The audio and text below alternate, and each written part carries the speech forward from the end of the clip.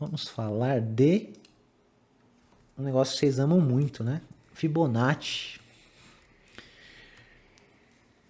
Seguinte, galera. Vocês lembram, não sei se todo mundo viu aí, função recursiva? Então, primeiro, o que é função, né, cara? Função é um bloco de código, que ele tem um apelido, né? Então, toda vez que chama esse apelido, ele vai executar esse bloco de código, certo? Ele pode retornar algo ou não. Ele pode receber um parâmetro ou não. Então, nada mais é do que um trecho de código. Então, eu dou um apelido para ele, né? Ó, apelido. E tudo que eu colocar aqui dentro, ele vai ser executado quando eu chamar esse apelido aqui num outro lugar, né? Então aqui, ó. No Java, como esse carinha tá estático, pelo enxergar, a gente vai ter que deixar ele também estático, ó. Ele para de reclamar. Tá? Então, quando eu chamar esse apelido, ele vai executar o bloco de código que está denominado aí para esse método, para essa função, tá bom? Então, se eu executar aqui, né? Ele vai executar. Beleza. E o que é uma função recursiva? Cara, é uma função que ela chama ela mesma. Ela mesma é.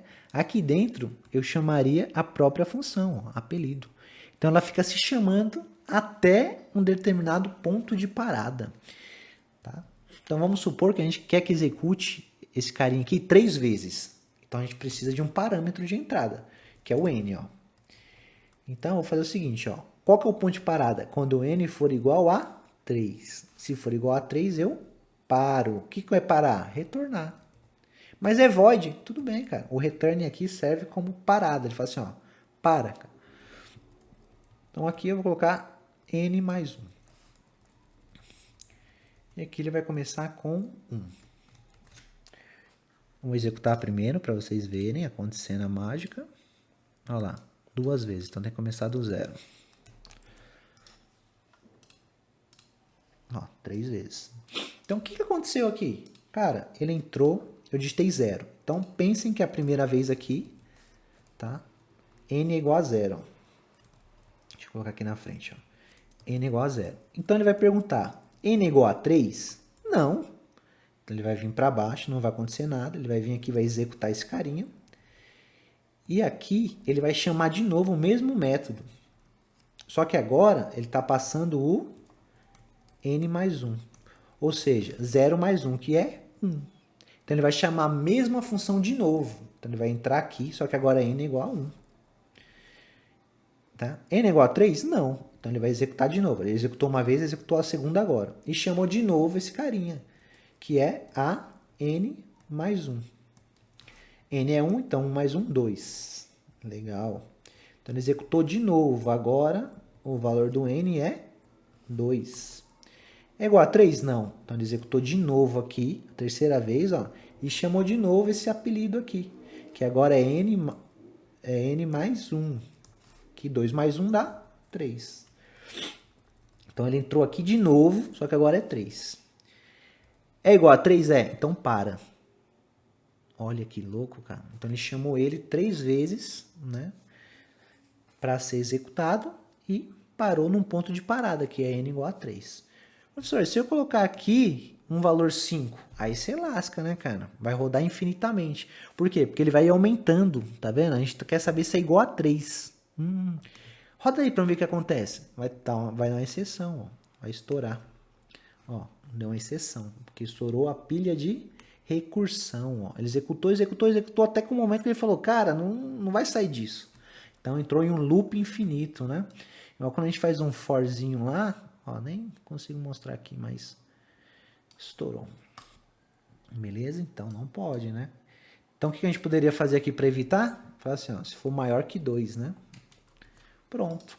Se eu rodar aqui, ele não vai executar, ó. Ou melhor, não vai exibir nada, tá?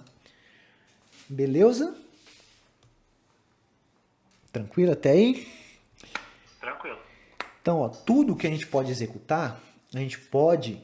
Tudo que a gente que tiver interações, né? Então, imagina um laço de repetição, pode ser resolvido também de maneira recursiva. Então, o que a gente pode resolver de maneira interativa, pode ser resolvido também de maneira recursiva. O que é interativa? Usando um for. for int i igual a 0, tal, vai embora.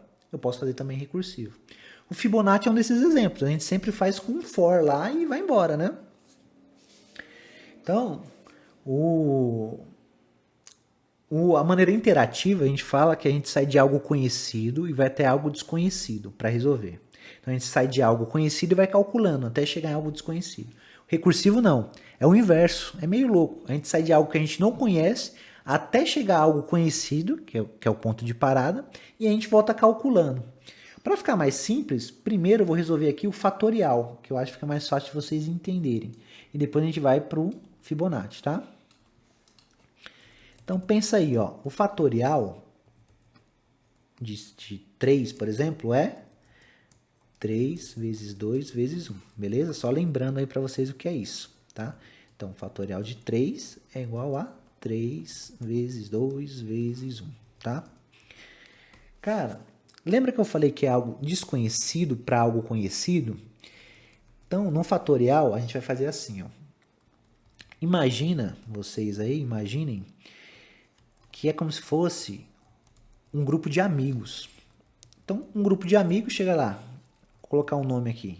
Eu, Érico, eu quero saber quanto que é o Fibonacci, o fatorial do valor 4. Do 3 mesmo, vai, fica mais fácil. Aí, 4. Eu não sei. Só que eu sei o seguinte, cara, que o fatorial do valor 4 é o quê? É 4 vezes o fatorial de 3. Certo? Isso eu sei, mas eu não sei o valor. Então, eu vou perguntar para alguém. Para quem que eu vou perguntar? Eu vou perguntar para o Pedro. Eu falo, Pedro, cara, quanto que é o fatorial de 3? Aí ele fala, pô, professor, também não sei, cara. Mas ele sabe que é 3 vezes o fatorial de 2. Aí ele fala, ô Leodivan, quanto que é o fatorial de 2? Aí o Leodivan, puta, pior que eu não sei, mas eu sei que é 2 vezes o fatorial de 1.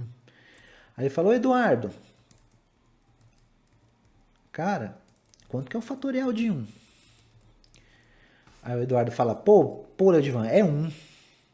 Nesse momento a gente chegou em algo conhecido, que todo mundo sabe que fatorial de 1 é 1, certo? Percebe? Eu saí de algo desconhecido, fui descendo até chegar em algo conhecido, que é o fatorial de 1. E agora vai voltar essa pilha calculando. Então, o Eduardo vai falar, Leodivan, é 1, cara. Aí o Leodivan fala, putz, valeu, cara. Então, quer dizer que aqui é 1. Então, 2 vezes 1, 2. Ô, Pedro, é 2, cara. Aí o Pedro, pô, valeu, cara. Coloca 2 aqui, ó. Vou colocar aqui do lado, né? 2 vezes 3, 6. Ô, professor, é 6, cara. E eu, por minha vez, faço aqui o 4 vezes 6. Beleza? E aí eu tenho o meu resultado aqui, galera. Que é 24. Muito louco, né não? Sensacionei, cara. Pô, eu fui perguntando para alguém até resolver, tá? Até chegar em um ponto conhecido. Então, se a gente pensar no fatorial, qual que é o ponto conhecido? Quando n é 1. Então, esse vai ser o nosso ponto de parada. Olha que louco. Tá? Então, quando n for igual a 1, só que aqui eu vou fazer diferente, eu vou fazer menor que 2, tá? Então, quando for menor que 2, ou seja, 1, né? Eu vou retornar quanto? 1, que foi o que o Eduardo fez aqui, ó. Fatorial de 1 é 1, tá? Só que aqui eu tenho que colocar... pode ser inteiro mesmo. Beleza? Agora, e quando não for? Cara, quando não for, lascou. A gente não sabe. Mas o que a gente sabe? Vamos pensar aqui, ó. Vamos supor que é 3, tá? Então, é 3. Putz, não é, né? Mas eu sei que é 3 vezes o fatorial de 2. Cara, mas é letra, né? Beleza. Qual é a diferença desse para esse aqui, ó? É 1. Então se a gente deixar assim, tá certo, não tá? Tá, cara. Então se a gente fazer o cálculo aqui, ó, vamos trocar aqui em cima, ó, o 3, não, fatorial de 3 é igual a 3 vezes fatorial de 2. Vamos trocar o 3 por um n, ó. Então, fatorial de n é quem? Cara, é n vezes o fatorial de n menos 1. Mágico, né, cara? É isso aqui que a gente colocou aqui embaixo, ó. Certo? Vamos apagar esse... Vou deixar comentado aqui, ó. Vamos ver se funciona, cara? Não sei não, hein? Isso aí vai dar certo não, cara. Vamos lá.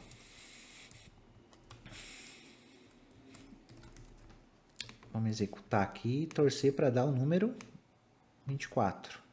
Ixi, deu 1. Aqui é menor, né? Eu coloquei maior. Pro outro lado, ó. Então vamos lá. 24, cara. Uau! Mágica? Não, cara. Recursividade, ó. Vamos colocar 5, ó. Certo? Muito louco. Por mais que pareça ser um pouquinho complexo isso aqui, depois que você entende a recursividade, fica mais simples de você fazer